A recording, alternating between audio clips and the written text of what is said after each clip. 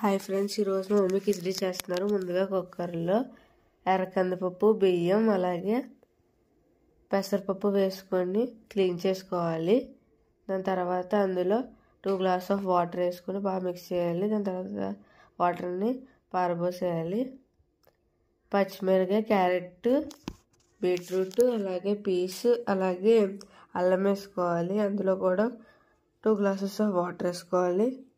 Salt కూడా వేసుకోవాలి. బాగా మిక్స్ చేయాలి. తర్వాత దానిపైన ఆయిల్ వేసి బాగా మిక్స్ చేసుకోవాలి.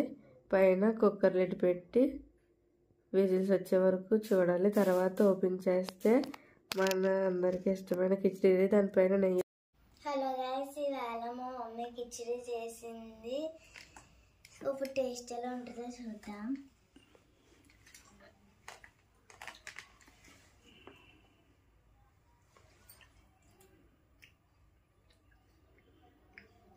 టేస్ట్ అయితే బాగుంది గైస్.